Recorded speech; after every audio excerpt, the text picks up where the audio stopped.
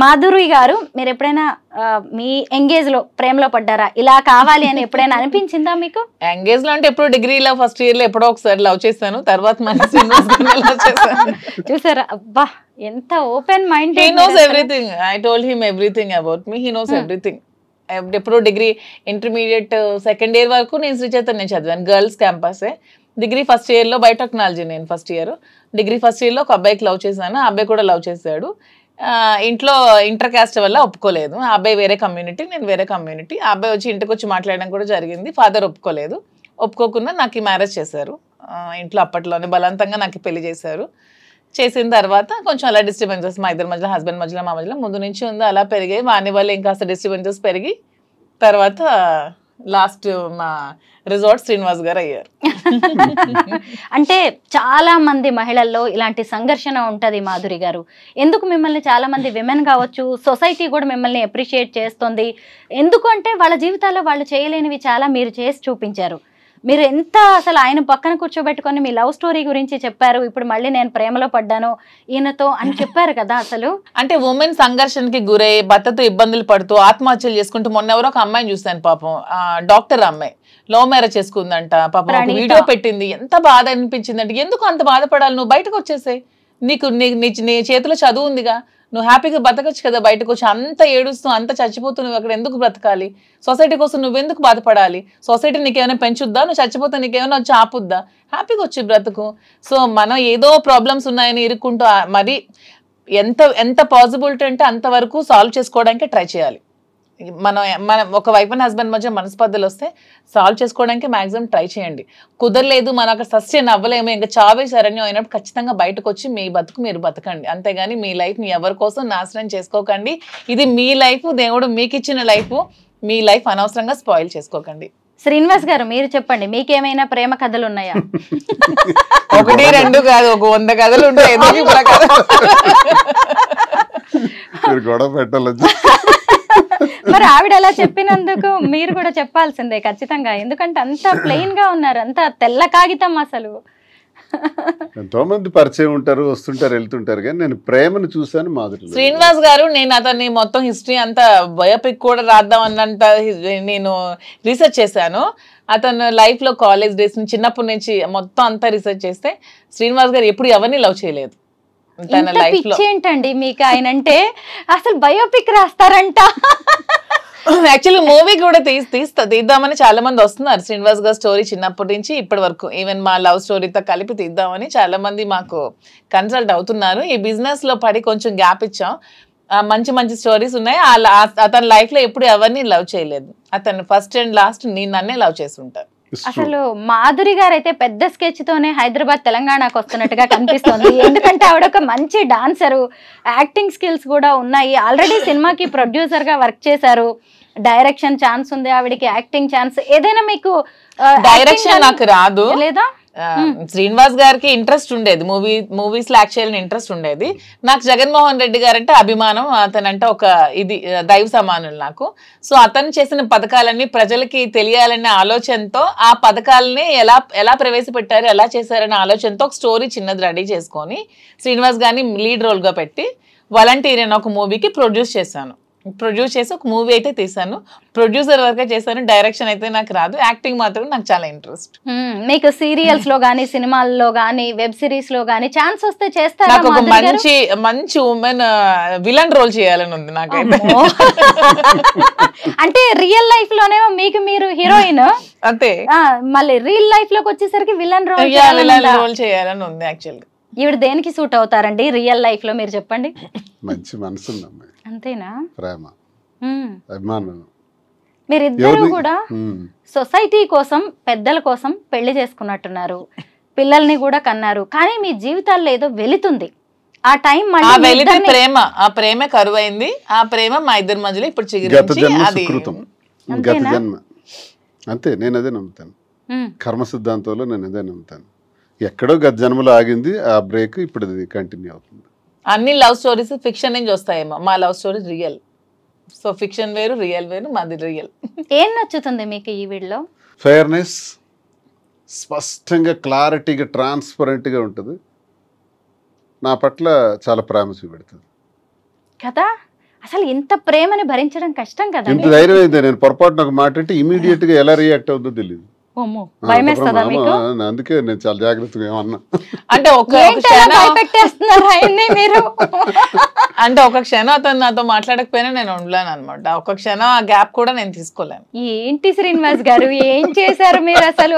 బాబాయ్ నాకైతే చాలా అసలు మీరు చాలా లక్కీ అండి. మీకు అనిపిస్తుంది ఎప్పుడైనా లైఫ్ లో మీరు కొన్ని స్ట్రగుల్స్ పడ్డారు? డబ్బులు పదవులు అవేం అక్కర్లేదు. డబ్బు కావాలంటే నాకు నేను సంపాదించుకోగలను, పదవి కావాలంటే నాకు నేను తెచ్చుకోగలను. నాకు ప్రేమ ఒకటే కావాలి. అది శ్రీనివాస్ గారు ఏజ్ పరంగా చాలా గ్యాప్ ఉన్నప్పుడు కూడా ఇలా నా కోసం నాకున్న సమస్యలు, నాకున్న సవాళ్ళు, నాకున్న శత్రువులు, నాకున్న రాజకీయ ప్రత్యర్థులు, పరిస్థితులు, ప్రభావాలు, నష్టాలు, లాభాలు ఇవన్నీ ములిగి తేలి జీవితం. అది ఇలాంటి పరిస్థితుల్లో ఆసరాగా అండదండగా ఉండవలసిన అవసరం తనకే ఉంది.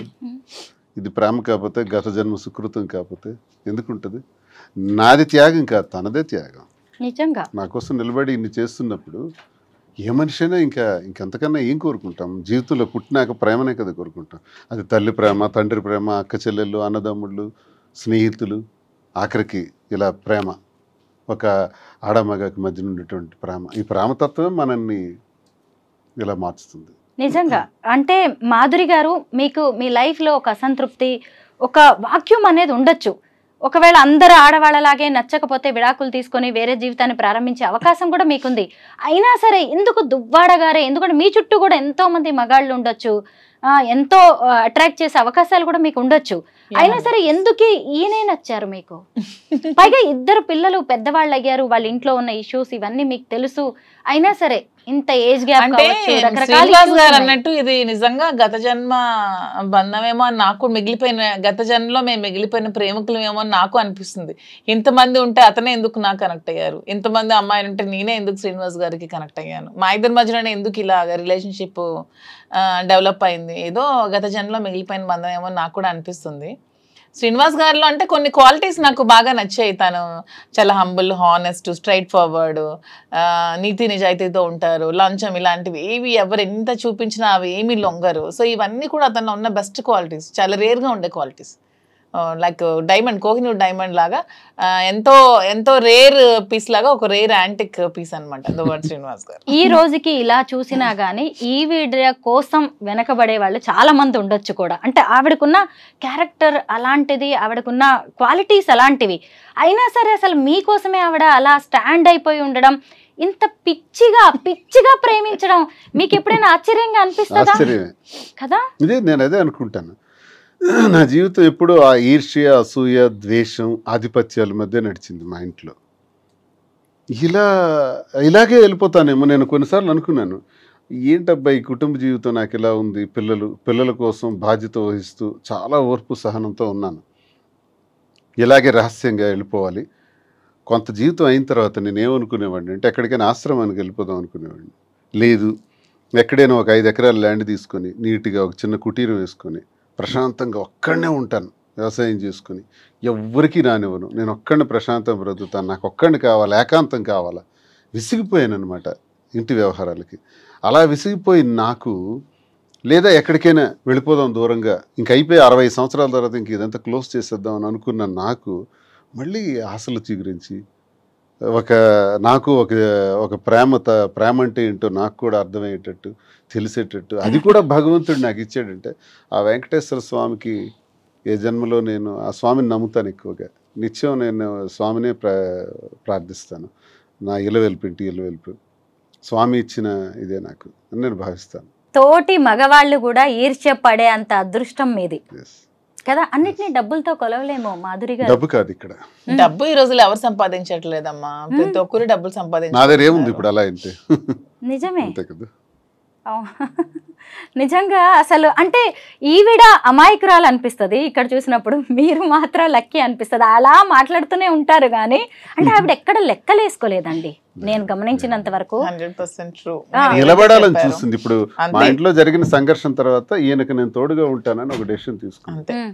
నేను ఒంటరిగా ఏం చేయాలో అర్థం కాని పరిస్థితిలో ఈమె తోడు నాకు ఒక ఆసరాగా దొరికింది అనమాట, ఒక చీకట్లో వెలుగులాగా. అలా దగ్గరైంది. అది ఆ కారణం ఏంటంటే ప్రేమ, హిడెన్ లవ్. ఎక్కడో ఒక దగ్గర బయటపడినటువంటి ప్రేమ ఉంది. అది మాకు మా మధ్య ఈ స్థితికి దారితీస్తుంది తప్ప అందరూ ట్రోల్ చేసేటట్టు మేమేదో స్వార్థపూరితంగాను ఇంకొక దురాశ ఆశలతోనో ఇది చేయలేదు. మా పరిస్థితులే మాకు ఈ స్థితికి దారితీసాయి. ఇందులో ప్రేమ అన్నది మాకు ఇంత బలంగా మమ్మల్ని దగ్గర తీసింది. ఈ ప్రేమతో దగ్గరైనటువంటి మేము ప్రజలకు కానీ మా మీద ఆధారపడిన పిల్లలకు కానీ మేము పూర్తిగా భరోసాగా ఉండాలి. ఏదైతే ఇంక శేష జీవితం ఉంటుందో ఆ జీవితంలో మరిన్ని మంచి వ్యాపారాలు చేయాలి, మరింత మందికి ఉపయోగపడాలి, ఒక విమెన్ ఎంటర్ప్రెన్యూర్గా ఆమెను నిల్చోబెట్టాలి. నేను అన్నీ చూశాను. నేను బిజినెస్లో పీక్స్కి వెళ్ళాను, రాజకీయాలు చూశాను, అన్నీ చూశాను. ఇంకా నాకు అది ఇది చూడాలనే కోరికలు అయితే లేవు. ఆమెకు సపోర్ట్గా ఉందాం. ఏం చేస్తే అటన్నిటికీ ముందు సపోర్ట్ చేస్తాను. బిజినెస్లో కానీ రాజకీయాల్లో కానీ ఏం చేసినా పర్వాలేదు. And for more videos, please subscribe to iDream. Please subscribe to iDream. Please subscribe iDream. And please subscribe to iDream. For more videos, subscribe to iDream. please like, share and subscribe to the channel. Congratulations, iDream. Subscribe to iDream. Subscribe to iDream. So subscribe to iDream Media. iDream ki iDream team andarki huge congratulations. Please subscribe iDream Media. Please subscribe to iDream. Subscribe iDream. Please subscribe to iDream. iDream అంటే నా కళల ఛానల్ను subscribe చేసుకున్నారు. నోరు తిరుగుతలేదు, మీరైతే గంట గుర్తు కొట్టండి. For more such videos, please subscribe to iDream. Subscribe to iDream. Please subscribe to iDream. Please subscribe iDream Media. Please do subscribe to iDream. Please subscribe to iDream Media. For best entertainment and information, please subscribe iDream. And don't forget to subscribe to iDream.